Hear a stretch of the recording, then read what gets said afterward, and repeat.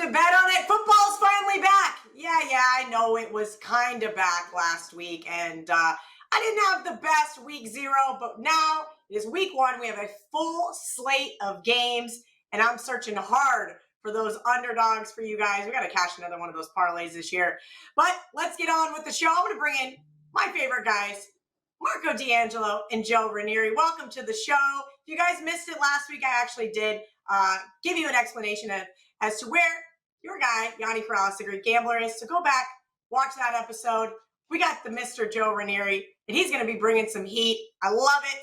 We're going to get into these big game breakdowns, some barking dogs, and, of course, some best bets at the end of the show, per usual.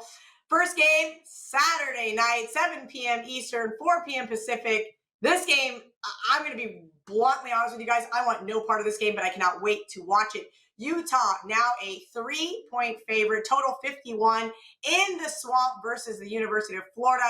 Marco, I'm going to go to you first. And the reason why I said I don't think I want any part of betting this game is because I really like Billy Napier. And I'm really curious to see what he can do with just one quarterback. Last year, the Gators were so frustrating trying to run that 2-quarterback system. Now they're going with AR-15.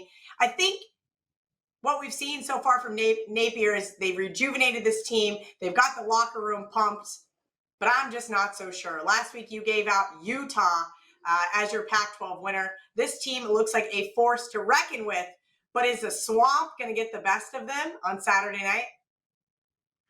Well, Kelly, I'm surprised. I thought you would be looking at that prime time home dog with Florida, but this is just not the spot for it. And when I look at this game, you've got, yes, a first-year head coach going in here. I say it over and over again. When a coach takes over first year, remember, he's inheriting the last coach's recruits that first year. A lot of times it's like trying to put, a round peg into a square hole, and it just doesn't work. I like Utah because this team is loaded. They're bringing back almost the entire team from last year. I expect big things out of this Utah team. And to be in the first game of the season, I think that's going to pay dividends. They got the experience. They're a physical team. That's the one reason why I like them so much in the Pac-12, because we know the Pac-12 is not a physical team, and they give everybody fits. And with Florida, you're going to have some growing pains this year. End of the season, I think you're going to see Florida flying under the radar. If they get off to that slow start, we'll get line value later in the year as they start to grasp the new coach and what he wants to do. But first game out of the belt doesn't look good for Florida. For me, I'll take Utah. I will say one thing, and I'm glad this game's at night rather than a 12 noon start or a 3:30 start.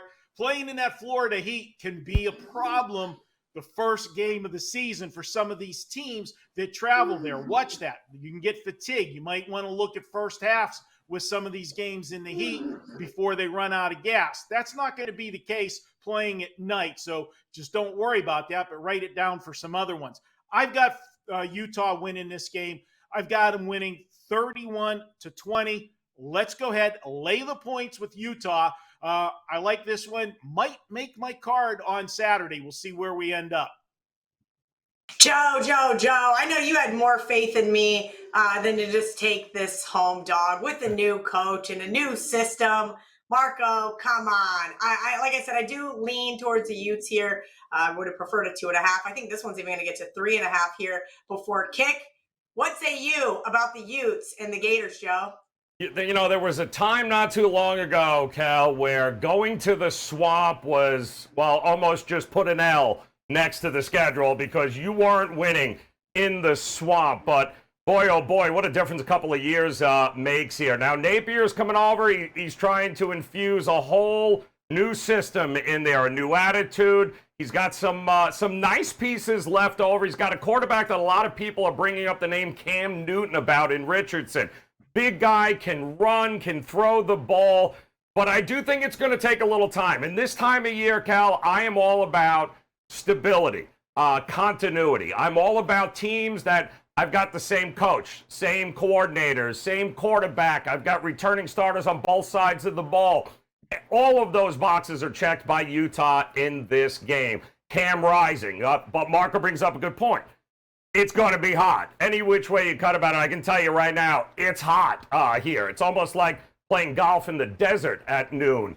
Don't even get me started. But I'm telling you, it's going to be hot. But at 7 o'clock, I think first game of the year, they also have some Florida transfers, by the way, that are now playing for Utah. So some familiarity with the SEC, the style. When you put it all together, the one thing I know about Kyle Whittingham, and the one thing that I know about Florida is they're going to have athletes, they're going to play defense. Whether or not they can stop Utah for the entire game remains to be seen. I do think, though, Utah is going to do what they do well. If it ain't broke, don't fix it. Run the ball. Run between the tackles. Be a tough physical team. Marco's right.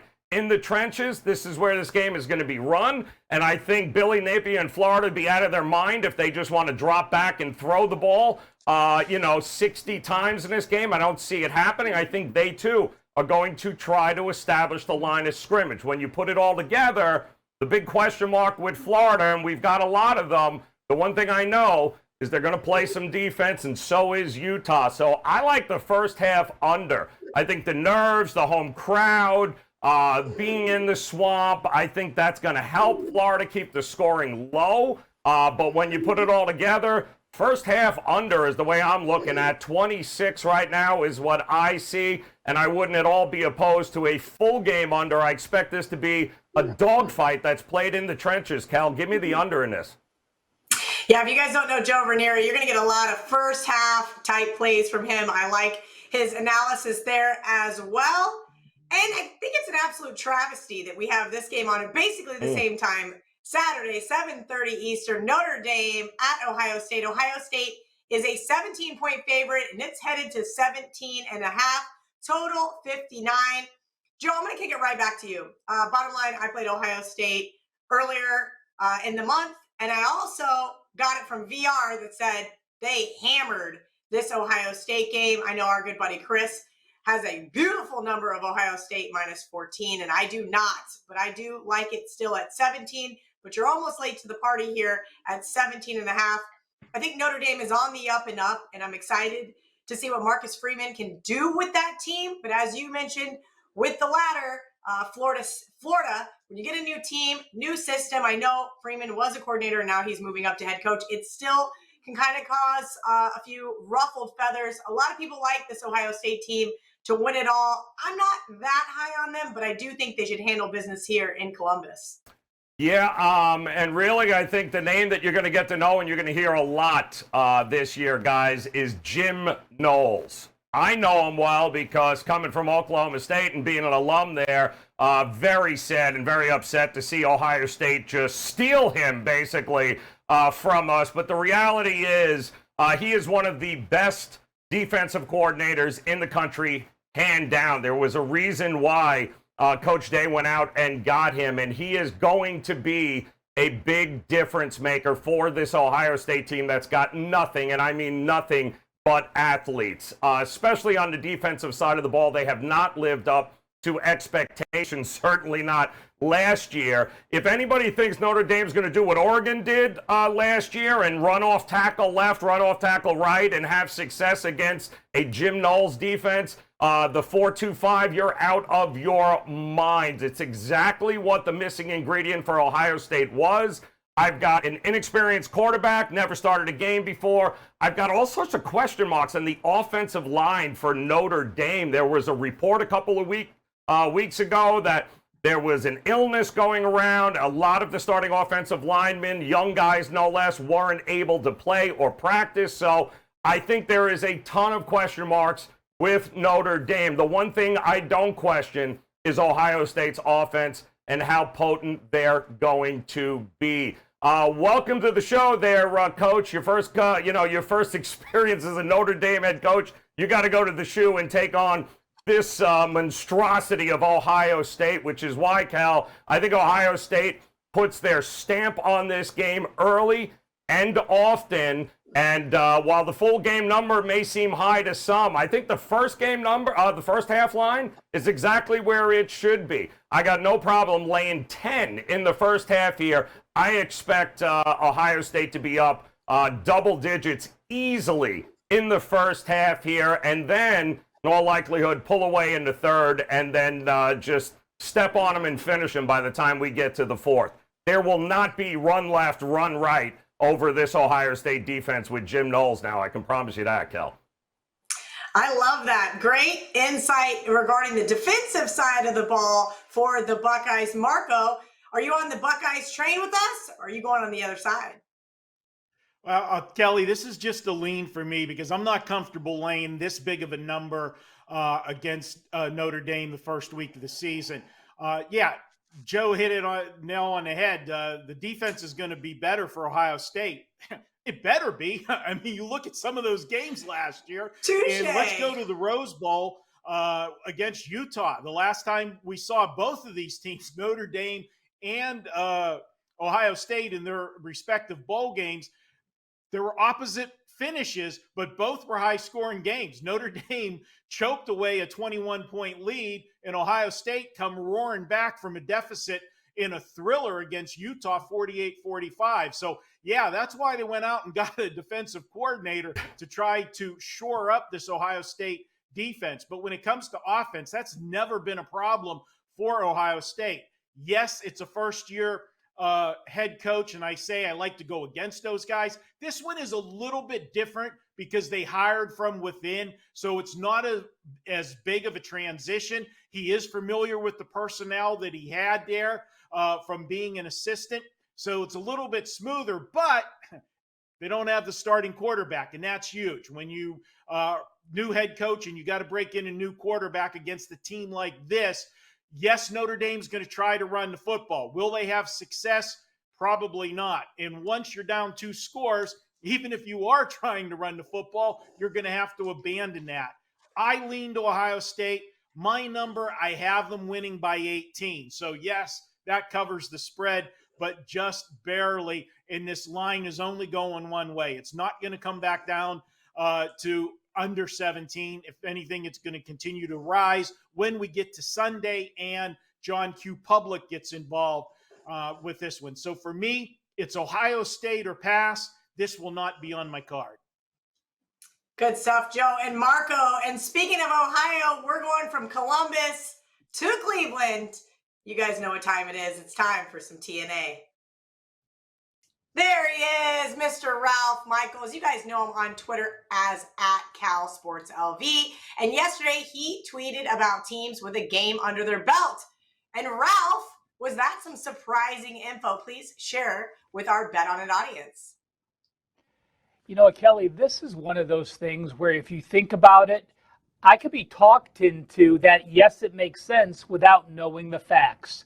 And how many times have you read already this week teams that have a GUB, a G-U-B, a game under their belt, meaning they played week 0 and they're facing an opponent playing their first game? Most of the talk is, well, that team has a game of experience and they are more prepared. I'll tell you what, folks, that has not been the case. Going back all the way since 2007, if you play a team that has a game under their belt versus an opponent playing their first game, those teams have covered 43.9%. Now, Kelly, we are talking about a sample size of over 300 games, so a very significant trend. I was talking to Teddy Covers about this on Wager Talk today, and one of his points is, I'll tell you what, with all the new coaching changes and all the new OCs and DCs, when you have a week of game film on your opponent, many times that is an edge, and it seems to be the case. So the team playing their first game against a team playing their second has covered over 56% of the time since 2007. I love that, Ralph, because that's not something that you would normally think about. That may keep me off the Illini this week.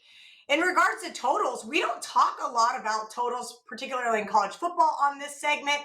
Tell me what you found about totals under 45.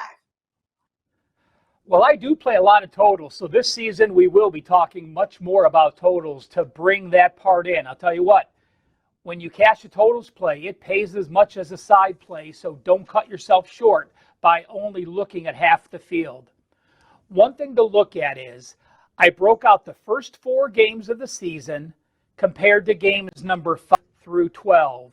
Why did I do that? Well, it's a very logical break. Yes, there are some conference games in week 1. Yes, there are some conference games in week 2.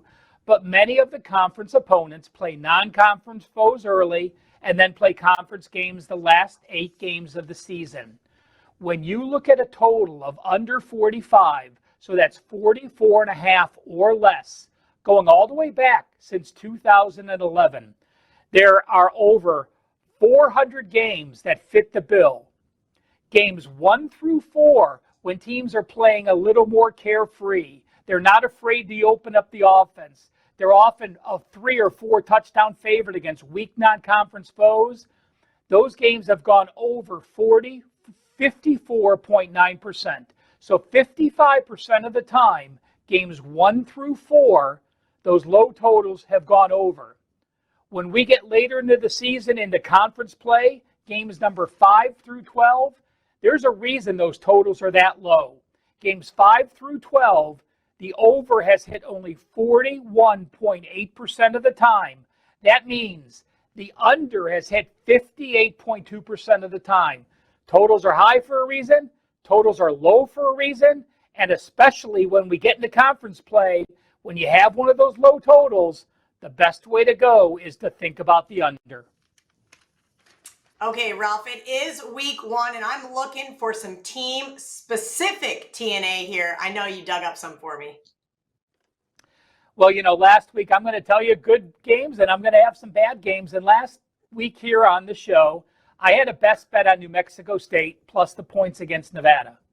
Well, I'll tell you what, they had a yardage edge. Why did New Mexico State lose the game? They were minus 5 turnovers. That only happens once or twice a year over the last 15 years that a team has a 0 to 5 turnover disadvantage.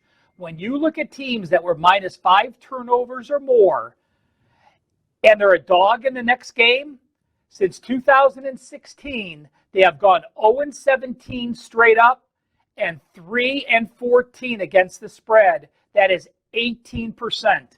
Now, New Mexico State is getting a boatload of points against Minnesota, but again, 3-14 ATS for those teams that were minus 5 turnovers or more. Let's look at another team getting a lot of points. Teams that are a home dog of 10 or more points, and they're off an away win. Only 60 times has it happened in the last 8 years. Why? Well, if a team's going to win on the road straight up in week number 1, how often are they going to be a home dog of a double-digit home dog the next game? Well, those teams that won on the road and now are a home dog of 10 or more have gone 8-57 straight up, which isn't surprising because they're a double-digit home dog, but they've only gone 20-44 against the spread. That is 31.2%. Which team fits the bill? Well, North Texas went to UTEP last week and won. Now they're getting double digits against SMU. So this system says to fade North Texas and back SMU almost a 70% angle. 2 more I want to run by real quick. Game number 1 teams that lost as a bowl favorite of 7 or more. So you finished your season last year. You were good enough to make a bowl. You were good enough to be a favorite of a touchdown or more in your bowl, but you lost that game outright. Does that embarrassment hang over? Well, it does. Those bowl teams have covered 59% of the time. The last 81 times that has occurred, 3 teams fit the bill. Florida lost outright as a big favorite. Mississippi State lost outright as a big favorite. And Tennessee did the same, losing as a big favorite. The last one I wanted to mention 2 things about high-ranked teams in game number 1. When you have an AP top 5 team like Ohio State in game number 1, they've gone 19-1 straight up and only 6-14 against the spread. But when I tell you one number, I'm going to give you a number that takes the opposite side. When a top 5 AP team like Ohio State is facing a ranked team in game number 1, they have covered 69% of the time. So when a top 5 team is facing a non-ranked opponent, they tend to fall flat. When they are facing a ranked opponent, It grabs their attention, and they've covered 69% in game number 1 since 2011. Good stuff, Ralph. Even though I think you might have just talked me off North Texas, and that hurts my feelings. But I know it comes from a good place. But before we let you go, can I please have your best bet for week 1? Absolutely. Let's rebound. Again, sometimes you have the right side, but the results don't turn out the same. Let's try to have the right side with the right results. Syracuse is getting a lot of love for a team that didn't really play up to their expectations last year. You have a Dino Babers team. Not often where you have a head coach who changes the philosophy of an offense after having been there for over 5 years like he did. Pass offense went to a rush attack. But I'm a big fan of this Louisville team. I'm a Scott Satterfield fan. He took a 2-10 team and turned them into a decent program. Injuries belittled them last year. You have the best quarterback in the ACC in Malik Cunningham. You have a quarterback who's a 1,000-yard rusher against a very inexperienced D-line for Syracuse. And one thing I want people to remember, you look at Syracuse and you could say, well, they have 17 returning starters back. They're going to be better, or that's very good. Well, I'll tell you what, that same Syracuse team had 19 returning starters back. One thing I think many new handicappers do wrong is they look at what a team has back this year without looking what they had back recently for the last several years to know if it's normal, to know if it's above average, or if it's below average of what the team has recently returned. UL has 3 all-conference players on the D, 5 transfers with only 70 career starts, and I'll tell you what, all 5 offensive linemen are back for the Cardinals. They started 51 games last year, and they have 112 career starts. I am on Louisville minus the 4.5. Some places have come back down to 4, and not only is this the best bet, this is a client play for my all-access customers. Love that from Ralph, giving out those premium plays for free just for you guys watching Bet on It. We're going to take a quick commercial break, but when we return, it's time for those barking dogs. Isn't it refreshing when free really means free? Whether you're a Wager Talk customer, a Sports Memo customer, a fan of our videos, or even if you're not a customer at all, everyone can get this week's edition of Gold Sheet for free. Enjoy write-ups and stat logs on every college football game this week to see the new and improved Gold Sheet layout for this season. To download, log into Gold Sheet's website using username free@goldsheet.com and the password free. No coupon, phone number, or email address is required. It's that simple. Come see why Gold Sheet has been this country's premier football betting newsletter for over 6 decades. Welcome back to Bet on It. It's now time for Coco and Vegas's favorite segment. That's right. I apologize if you guys hear any snoring during the show. That work from home life. I let her sleep right next to me. And that's because she cannot wait to be the first one to hear who the guys like for the Barking Dog segment this week. Marco D'Angelo, you are up first. Who has a shot to win outright?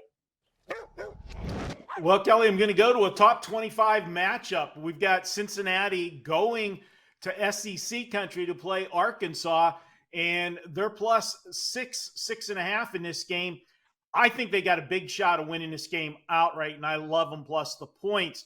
Most people are going to look at this one, and I know Cincinnati's had success, but they're all going to say, hey, they had that quarterback there for the last few years. Now he's in the NFL with the Atlanta Falcons, Desmond Ridder. They're going to expect the drop-off. How many times have we seen winning programs that lose their quarterback, go to the NFL, and we expect that drop-off, and it doesn't happen? Why? It's more of the system than the player, and I think that's what you're going to see here. The Arkansas program definitely on the rise. Sam Pittman come in there. First season, 3-7. Second season last year turned them around to 9-4, including a bowl win over Penn State. So now expectations are high. Both teams, as I said, are in the top 25, with Arkansas being ranked 19th and Cincinnati 23rd. But you've got the American Athletic Conference against the SEC, and the line is less than a touchdown. That should be the first warning sign for you here. they're begging you to take Arkansas, in my opinion. The Cincinnati program, as I said, it's been successful. 11 wins, 9 wins. That year with the 9 wins, they only played 10 games because of COVID, and 13 wins last year. This is a program that wins. It's also a program that's going to be on the move, jumping to the Big 12 next year. But I am going with them this year. Arkansas, yeah, big jump last year. But let's not forget the 3 seasons before that, 2, 2, and 3. No, I'm going with Cincinnati plus the points. Arkansas only brought back 4 on defense. This Cincinnati team brought back almost an entire offense except for the quarterback. And oh, by the way, how about all 5 members of the offensive line? You know how much I like talking about the offensive line. If you don't have an offensive line, it's like driving a car with a flat tire. This team will be able to move the football. Let's take Cincinnati plus the points, and let's get an outright upset. Little maybe sprinkle on Cincy. That's my barking dog for this week. Marco, you guys and I are in lockstep. That makes me so happy. Every single week, you guys know I do a 3-team moneyline parlay, and that is the first leg, the first and only leg that I already have written up. I cannot wait to see this Bearcats team on Saturday, possibly spring that upset, but I do think you will be paying a premium for the Razorbacks, at least to start the season. Joe Raineri, there's a lot of dogs this week. A lot of. Well, Ralph kind of hurt my feelings about North Texas, so I may keep them off my list. Who is Duke to be laying a touchdown to anyone? I don't care if they are playing Temple. Syracuse was kind of on my radar until Ralph gave out Louisville as his best bet.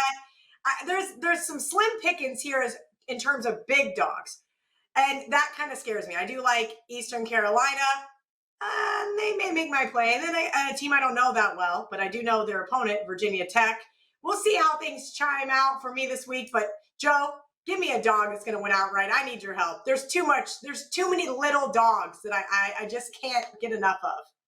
I was so close, Cal, to going Florida State. But I stepped back. There were people here in South Florida that would crush me for that. Here on my list. This close. But what I opted to go was to actually fade another Miami connection here in the defense of Penn State, Manny Diaz, and Penn State here, guys. Purdue, a home dog of 3.5 here. The total was 53.5, and I am a huge Aiden O'Connell fan here. I think this kid is one of the better quarterbacks you're going to have in the country. And keep in mind that once they inserted him into the lineup, and that being, of course, Coach Brom here in Purdue, and he took over for Jake Plummer, and I think it was right around week 5 of last year, they were all of a sudden a top 12 and a top 15 offense. They were airing it out all over the place. And now people are going to say, well, he lost a lot. He lost Bell. He lost his 3 top receivers.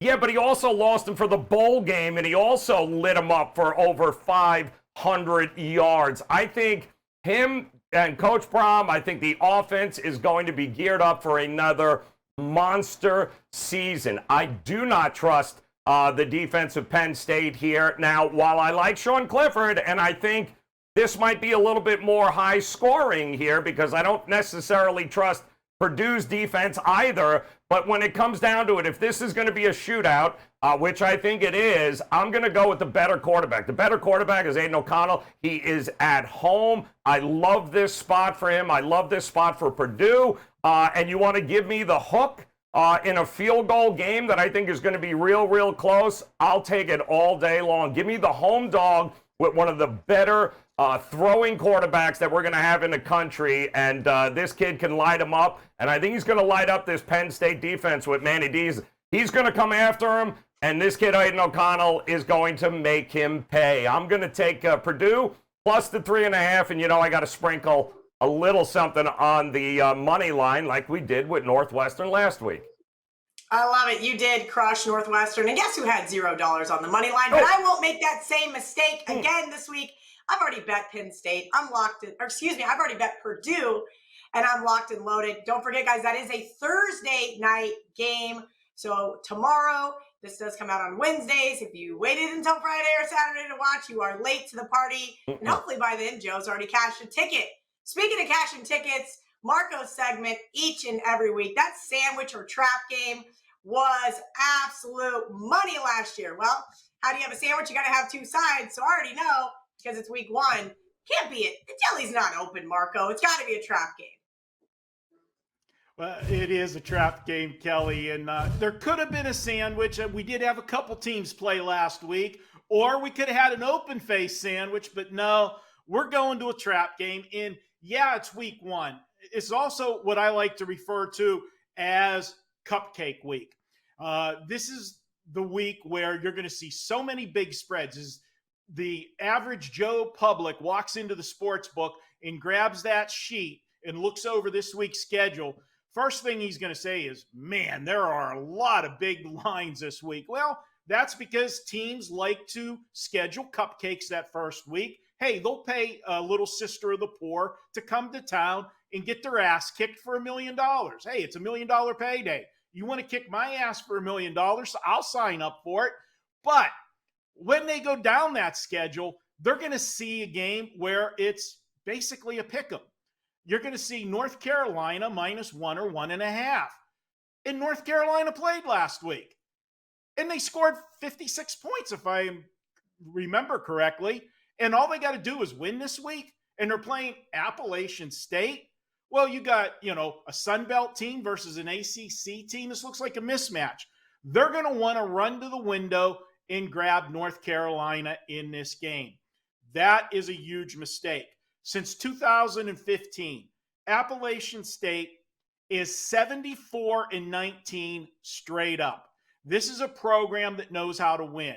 This is a program that every year takes on some big boys. They're not afraid to schedule out of conference. Yeah, they want to go ahead and get that payday, but they've pulled some surprises. In North Carolina, come on. This team never plays defense. Last week, they won big, but in the third quarter, well into the third quarter, it was only a 35-24 game last week. And they were a huge, huge favorite last week. So, yeah, they got some kinks worked out. They got a game under their belt. But before you run to the window with that, remember, teams that played week one or already have a game under their belt week 0, playing a team with their first game, that's not been a winning proposition. You would think it would be, but it's not. Those teams are only winning at a 44% rate. I'm going to take Appalachian State here. This is a trap game. The public's going to want North Carolina. They're going to see that line. They're going to just want to pick the winner. I've seen some sharp money on the Appalachian side, which confirms what I was thinking on this one. Let's go ahead, take App State, and get the outright mild upset. They're only +1.5. I love when people, if Appalachian State wins, you'll have all the talking heads saying, whoa, big upset. They're only +1.5, people. It's not that big of an upset, but it is a trap game. Marco, I know a few guys are going to be happy to hear you say that. I got a text this morning and said, Cal, what do you think about this game? And I go, it looks a little fishy.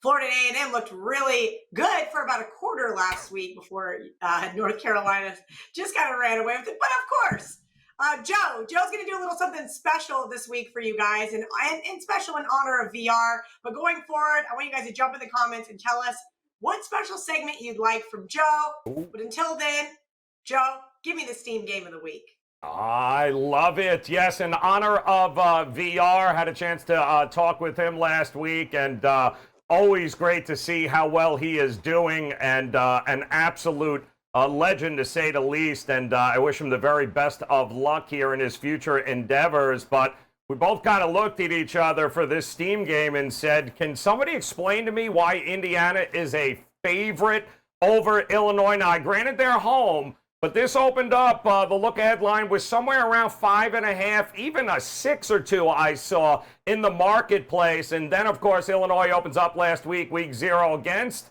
Wyoming. What do? They absolutely boat race them. So what happens? Well, here comes the money for Illinois. I think this line is down to about 3 right now, and it wouldn't shock me at all if this continues to move a little bit closer to 2 or 2.5 by the time kickoff comes I think the wrong team is favored. Bottom line, I think the market agrees with us here. I get the better defense. I get the better coach. I get more continuity with the team. They've already had a game under them, and I don't get it. I mean, this Indiana team has got no running backs. They got nothing in the wide receiver room.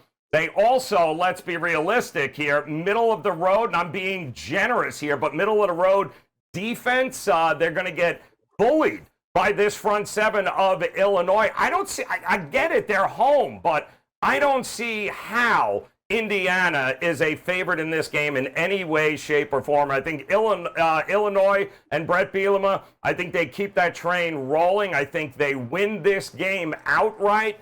No points needed. I think the market's agreeing with us here, Cal. So the steam game of the week for me is absolutely to hop on that Illinois train here and take the points, a little something on the money line, over this Indiana team who, as far as I'm concerned, is going to be bottom of the barrel there in the Big Ten. All right, Illinois was also on my long list to see who could win outright. I might just have to join Joe with that one. We're going to take a quick commercial break, but when we come back, you know what time it is. That's right, Best Bets. Here's all the sharp shit so far I got going into today. Ready. Game 301, Charlotte, Florida Atlantic, under 60. Game 299, Northwestern, Nebraska, over 49.5. Game 305, Connecticut, Utah State, under 60.5, under 60. 311, Vanderbilt, Hawaii. Here's a funny one. We went over 55. It went up. Another group steamed it under down to 52.5. The group I work with came back and hit it again at over 52.5. So you have one group over here that says you're way off, and you have another group here that says we're going over 55. When you guys moved it down to 52.5, now we got a better number. We're hitting it again. That's the shit I love watching. We're going to find out who's right on Saturday. Game 304, Nevada, New Mexico, under 52, under 51.5, under 51. Game 311, Vanderbilt, minus 6.5. Vanderbilt, minus 7. Vanderbilt, minus 7, minus 120. Vanderbilt, minus 7.5, minus 110. Vanderbilt, minus 8, minus 110. I guess we like Vanderbilt. 299, Northwestern, plus 13.5. UConn, games at 305, I believe. UConn, plus 27. I don't know. Oh, wait, we got the under there. So, yeah, that makes sense. Plus 27 and under 60. How can you not? Probably correlated. They probably won't even let you parlay that shit. Again, they don't let you parlay if you're getting the best of it. So another perfect example. Then Charlotte plus 7. 310, Illinois. Illinois minus 10.5. Illinois minus 11. And I think even someone sharp at Illinois minus 11.5. It wasn't me. I stopped at 11. Texas, San Antonio. That's who that is. Plus 5.5. 172, Ohio State minus 16. And 174, Maryland minus 21. Now you know what the sharp sides are. Follow, fade, ignore. It's on you. Best of luck this season. Welcome back to Bet On It. It is your favorite part of the show. That's right. It's time for some best bets. I'm going to go first because I'm going to keep it short and sweet. Mark already let the cat out of the bag. The Bearcat, that is. And I really like the Cincinnati team. I'm going to steal a little stat from our good friend Mark Lawrence. 4-0 against the spread in season openers, 9-0 against the spread as dogs between 3 and 9 points. I love Luke Fickell. I'm excited for this team to be in the Big 12 next year, but I'm more excited for them to get the win in Fayetteville on Saturday. Marco, sorry to steal your thunder, but I had to use that as my best bet. I love the Cincinnati team, and I'm excited to see what they can do. Who is your best bet for this week? Well, Kelly, I'm glad that we're on the same page because that worked out well last year whenever the two of us agreed. I'm going to go to Boise State. Now, this one could have been my barking dog as well, but I wanted to give you that bigger dog to bark in that segment. And I'm going to take Boise State here plus the 2.5. Yeah, we're looking for them to win this game outright. Boise State went 7-5 last year in year one of having a new head coach. I fully expect them to be even better this year. Why? Well, they started out last year 2-3. We always talk about the growing pains with the new head coach. And that 2-3, well, they lost 2 of the first 3, and those 2 losses were by a combined 6 points. One of them was at Central Florida, first game of the season, on the road in the heat. We talked about that earlier in the show. They melted in the fourth quarter. And then the other one was a gut-wrenching loss to Oklahoma State. But they finished off the season on a 5-2 roll, and I look for them to carry that momentum into this year. You always see the improvement years 2 and 3 because that coach is getting his recruits mixed into the lineup.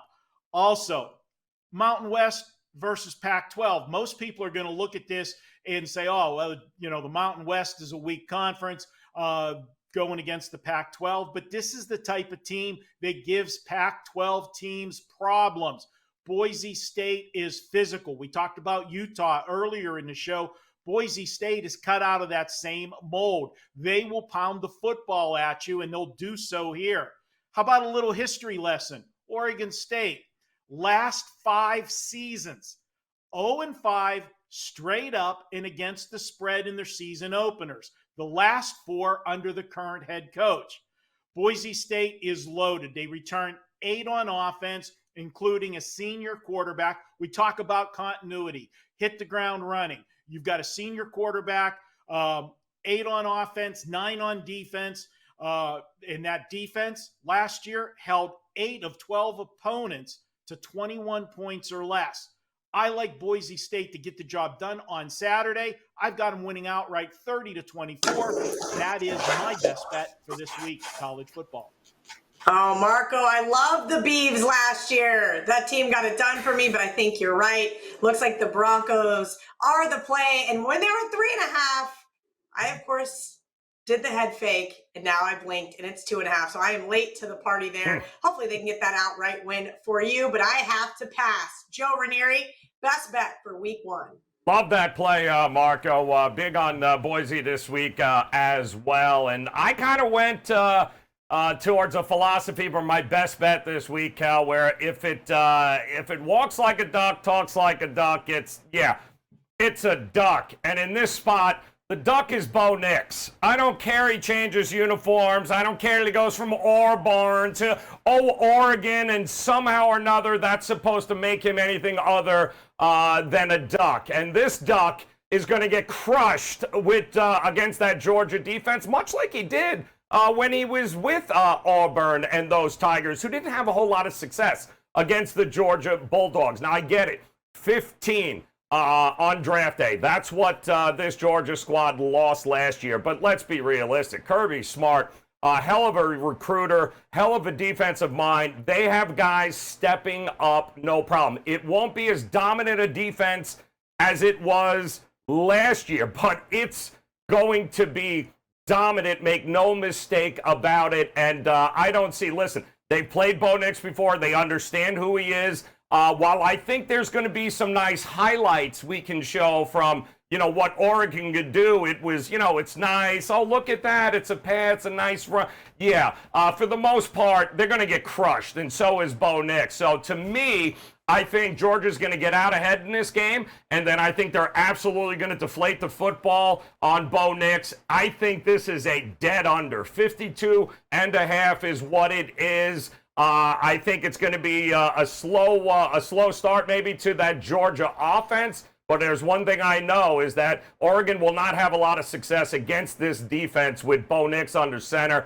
Give me the under 52.5 in this one, Cal. I think Georgia wins. I think they win rather easily, but I think this is a much lower scoring affair than 52.5 points. Speaking of head fakes, I thought you were ready to lay 17 points week 1, and then Joe comes in hot with the under. All righty, we're going to take our last commercial break, and then it's time for the recap. Isn't it refreshing when free really means free? Whether you're a Wager Talk customer, a Sports Memo customer, a fan of our videos, or even if you're not a customer at all, everyone can get this week's edition of Gold Sheet for free. Enjoy write-ups and stat logs on every college football game this week to see the new and improved Gold Sheet layout for this season. To download, log into Gold Sheet's website using username free@goldsheet.com and the password free. No coupon, phone number, or email address is required. It's that simple. Come see why Gold Sheet has been this country's premier football betting newsletter for over 6 decades.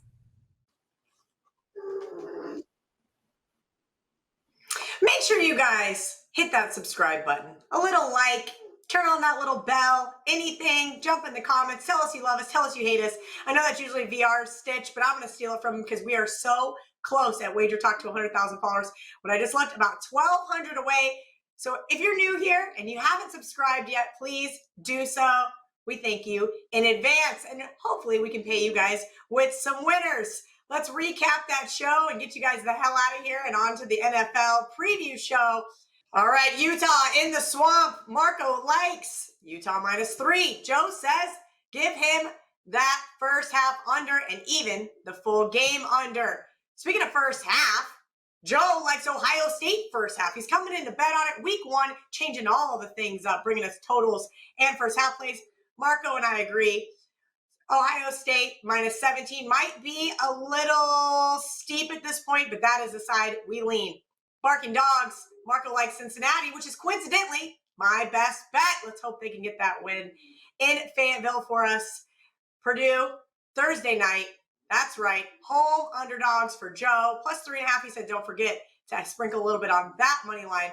Joe also stepped up in for VR and brought you guys a steam game. Illinois +3. Remember, jump in the comments. You want to see something specific from Joe for his segment? Let us know. We are the show of the people. Marco's back between sandwich and trap. Even though it could have been an open face sandwich, he said the trap game of the week is App State +1.5. I'm just going to go with the money line there. And the boys for best bets, Marco says Boise State +2.5. And Joe just totally threw me up for a loop. That's right, Oregon and Georgia under 52.5. As every week, you guys, we love you so much. We appreciate you hanging out with us, and we love doing the show. From Joe, Marco, Ralph, and myself, of course, good luck this week. Until next week, let's bet on it.